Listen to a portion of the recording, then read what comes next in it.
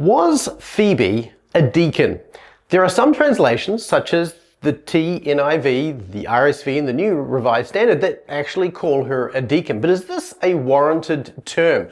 Most translations keep it as servant.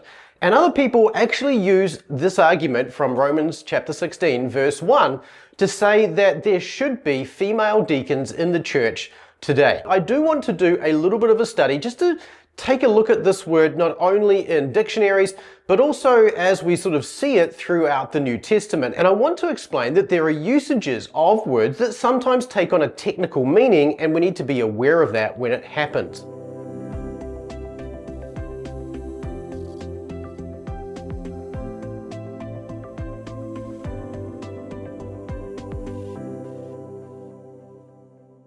Hi, I'm Darryl Burling from Biblical Mastery Academy, and our job is to help you take small, consistent steps toward mastery of the New Testament and the Old Testament in Hebrew as well. Small, consistent steps is the path to mastery. In this video, I'm talking about Romans chapter 16, verse 1, which is often used as a starting point to say that women should be deacons in the church today. Well, I don't really agree with that position. And as I break from that position, I actually disagree respectfully with my own teachers, particularly Grace Community Church, John MacArthur's church, where I ended up doing my master's degree, and also Southern Baptist Theological Seminary, which tends to argue for female deacons. I disagree respectfully with the very excellent scholars and thinkers in those institutions, but I believe that the role of a deacon should be reserved for men, and their wives need to meet the qualifications for the deaconship because they're expected to minister alongside of their husbands for very practical purposes. And if you're interested in all the details of this, I actually did a pretty decent length paper on this a number of years ago, and I updated it yesterday just so that I could give it to you, which you'll find at the link below, bma.to/deaconesses. If you're interested in my full explanation of where I come to on this, you can download that paper and go at it. So here's the thing that I found with this passage, is that people don't start with this. They actually start with 1 Timothy chapter 3, which does use the word deacon consistently throughout the translations. And so when they start there, they argue from 1 Timothy chapter 3 that women should be regarded as deacons. And then from there, they come to Romans chapter 16, verse 1 to argue that the word here should be translated as deacons, or a deaconess as well, or deacon sometimes. It depends on the translator whether you want to use deacon or deaconess. Either way, it's used with a female here in Romans 16 verse 1, right? So that's the key point. What I want to do is jump into the text in Romans chapter 16 verse 1, and we're going to look at this word diakonos here, or diakonon as it is here, and see what it means. So let's jump into Romans chapter 16 verse 1 and take a look at the usage of the word here. So as we get into the text of Romans chapter 1, we see here that we have, I commend to you Phoebe, the sister, our sister, and here we have the key piece of this verse. This is the key issue here that we're considering, who is a deacon or diakonon of the church that is in Centria. Now, the question here then is, well, what about this word diakonon? Do we take this to understand it as an actual deacon or in some other sense? So let's do a couple of things. First of all, we'll look the word up using, in this case, BDAG, which is the lexicon I tend to use the most, and that's mostly because I think it's probably the best lexicon available today. And if you're interested in a copy of any of these resources, I'll leave links in the description below for you. But you can see here that we have really two definitions for diakonos, and you can see here that the word can be applied to either men or women, male or female. That's the article here. And we have two descriptions of it. The first one is someone who serves as an intermediary in a transaction. So this is an agent, intermediary, or a courier. And then we have, if we go over, another one here, which is someone who gets something done at the behest of a superior. Now, the usage of this word in the New Testament then has these two kind of connotations. And in fact, we can actually dig this down just a little bit further, because he has a really interesting and useful comment here about the English derivative of the word deacon, where he uses the word deacon and deaconesses are technical terms whose meaning varies in ecclesiastical history and are therefore inadequate for rendering the New Testament usage of diakonos. So here's the key point that he's trying to make here, is that if you were going to look at the use of this word throughout the New Testament, you're going to find these two broad uses of it. And in your English translations, you are likely to find this more technical term, which refers to the office of a deacon. And so the question then remains for us to say, well, what is the technical usage of the word in mind here? And if so, well, how do we know to start with if it is or not? And should we therefore translate this as deaconess? So those are the key questions here. So let me just take a moment here. We're going to step away from the meaning of the word, because one of the things we see here is that because there are these two broad categories of usage for this word in this and throughout the New Testament, we can't just assume that it's one or the other. And that's part of the problem here.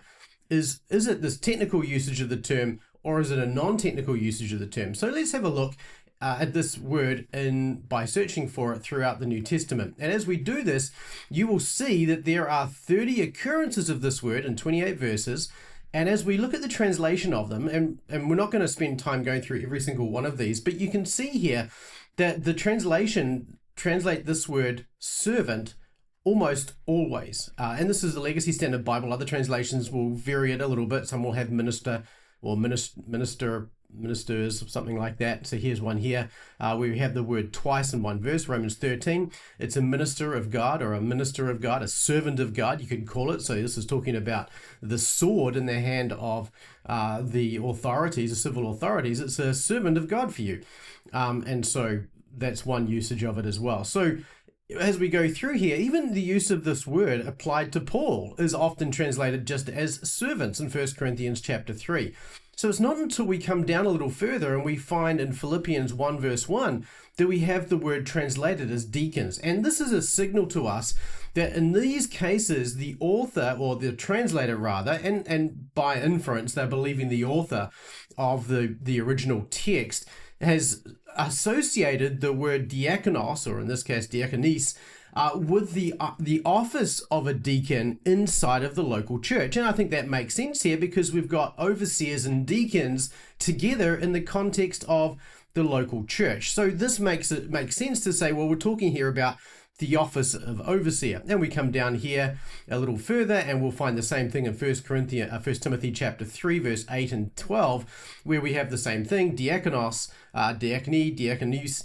Both of these usages in this case have translated as deacons, which again indicates that in the context, the translators believe that Paul is making use of this term in a technical sense. And so when we go back to our passage here in Romans, we see that it's not translated as deacon or deaconess of the church, but as a servant of the church. So again, the translators here have erred probably on the side of caution and have translated this as servant, suggesting that they don't see this as being an official office of the role of a deacon. Now, that brings us to the question then of, well, where does the office of deacon actually start? And the interesting answer to that is probably back in Acts chapter 6. Throughout history, the church has generally understood Acts chapter 6 as referring to the appointment of the first deacons, even though the term diakonos doesn't actually occur in that passage at all. Nonetheless, everybody's understood that here we have some elders, specifically the apostles, who don't want to leave the serving of the ministry of the word of God in order to serve tables, and so they appoint these men to do these practical tasks, so that to free them up, basically to do the more urgent task from their point of view for their ministry purposes in the church of teaching and prayer for the congregation. And so Acts chapter 6 then becomes the beginning point of the office of deacon, even though the term isn't used there. Outside of that, then, the only times we find the office of deacon clearly referred to is in Philippians 1:1 and those two times in 1 Timothy chapter 3. Now, the argument going back here, though, is if she is regarded as a deacon of the church in Centuria, doesn't that mean to say that she is, she should be understood here as holding the office of a deacon in the church in Centuria. And there's enough reasons why I believe this is not the case. But here's a really important one, just from the context here, is that down here you have an explanation of who she is. She is described down here as a prostasis. Now, what is a prostasis? This is a female, this is the feminine form of the male word, which is used to indicate somebody who is a benefactor. Now, in the Greco-Roman period, there's a social construct called patronage. Patronage is a construct whereby you have a patron, or in this case, a patroness, and a benefactor. Now, the patron was seen as somebody who had influence, somebody who had benefits that they could bestow to their benefactors, some of those people who benefited from them. And so there's this relationship of honor between the two of them, so that the benefactor would honor and provide benefits for their patron, and their patron in turn would give them honor as well. So it's kind of a win-win situation, recognizing the different social strata or spheres that the two would work in. So the patron would be normally in a higher social structure, social sphere, and the benefactor would be below them and wanting to increase their place in society by association, if you like, and by the favor of this patron. And so this is what it says she is in this case. She is a patron. She is somebody who is therefore probably got some wealth, probably in a reasonably high place in the social structure there in Centuria, and yet she uses that social structure to benefit the church. So the church then becomes the beneficiary of her role in Centuria, and therefore she's described as a servant of the church in Centuria because she uses her social influence for the benefit of the church. Now, this then helps us to understand this. Rather than thinking of this as a technical usage of the term, it's far better to understand that she's using her social status to serve the church, and therefore is described as a diaconon of the local church. Just like those women who ministered to Jesus during his lifetime also served him, but were never referred to as deaconesses, partly because the church wasn't around at that stage, but they never had any official recognition or anything like that. I think the same is true here as well. And there are also some cultural reasons to consider that this is probably not, and 1 Timothy chapter 3 as well, is probably not arguing for women to be appointed to the office of deacon. And so I think that this text here is probably not going to be solved by looking it up in a dictionary. It's better solved by looking at how the usage of the word flows through the New Testament, recognizing that probably what we have in this particular case is not a situation where the word is used in a technical sense, but probably just in the regular usage of the sense, where perhaps she takes on this first one where she is serving as an intermediary in the transaction. And the transaction here could well be that she is taking the letter of the book of Romans to Rome and then serving in that sense as well. So there's a good argument here to argue that this is not commending Phoebe as a deacon, but she is really just a servant of the church using her social status for the benefit of the local church in Centuria, and now for the church in Rome as well. One of the things you would have noticed as we went through that study is that it's not enough to just simply look a word up in a dictionary. And you can't just select the word usage in the dictionary. What we saw there was that there are two definitions given in BDAG. The second one kind of fitted better in this case, but even in the second one, we actually had a technical definition, or at least a usage of the English word in a technical sense, that we need to be aware of and we need to properly think about as we address the usage of this word. The word diakonos is used both for servant in a broad sense, servant as an intermediary, and it's often used with that technical overtone of one who is appointed to the office to serve in the church, like in Acts chapter 6 or in 1 Timothy chapter 3. Now, those are specialized usages of the word, and we have to ask, is that what we see here? And my argument, as you saw, is no. There are good reasons to say that what we have here is a patron who is using her influence to serve the church, and therefore she's called a diakonos in the non-technical term for that reason. But what you can see from this study is that a word study can be quite a challenging thing to do. There are nuances that you have to think about and take into consideration. And so when you look at a word like this, you don't want to just look at the meaning of the word, nor is it even enough just to look up the word as it's used. And since we did do a little bit of a search there, and as we skimmed through that, you saw that there are only 3 times where that technical use of the word is clearly used. And outside of that, all the uses of this word, even with reference to the apostles like Paul, were with regards to them as servants, which doesn't have that technical meaning at all. That's the main way the word is used. And so unless there's a good reason for it to be used in that technical sense in Romans 16, you really can't just assume that's the way it is. And even the people who believe that women should be deacons, which is obviously maybe not by now, not me. I don't believe women should be appointed to the role of a deacon. I believe that's the role of a husband, and a wife should be appointed with her husband to that role. And again, check out the paper below if you're interested in details on that. But I believe that in this case, what we're seeing here is a female who's just ministering to the church using her social status. And I believe that the whole discussion around patronage is overlooked completely when we look at the passage in Romans 16, 1 and 2. So there are not just word study issues, as in dictionary and looking up a word and its usages in different locations.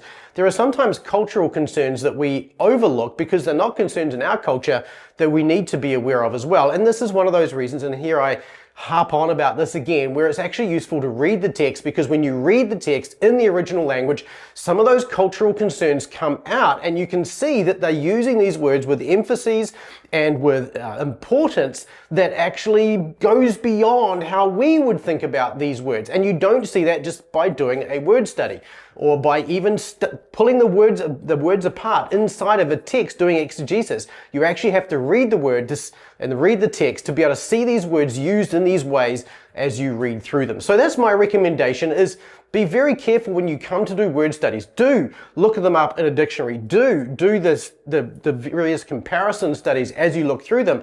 But don't forget to consider other cultural background issues that come to the fore that make a huge difference in cases like this. Now, this isn't the first time I've talked about the dangers of word studies or anything like that. In fact, if you're interested in one of the reasons I'd rather you don't do word studies and do them poorly, check out this video up here. But otherwise, if you are interested in more on this subject and how I dig into things like 1 Timothy chapter 3, check out bma.to/deaconesses, download your free copy of my probably overly long and exhaustive paper. I did a whole lot of reading and a whole lot of work on this a number of years ago, and it's yours for the taking down below. If you have any comments on this, I would love to hear them in the comment section below. This is normally a pretty controversial subject because it touches on the roles of men and women in the church, and I would just encourage you, be gracious, provide me your feedback, but I'm interested in what you have to say as well. So leave a comment in the comment section below, let me know your thoughts, and I look forward to reading your comments there. Thanks so much for watching this video. I really appreciate you taking the time out of your day to watch these things that I talk about and be interested in biblical Greek. My desire for you is that you will start to learn the language, to take small consistent steps towards mastery, and we look forward at BMA to helping you to do just that. Thanks for watching. Leave a comment, like the video, and we look forward to seeing you in the next video. We'll see you.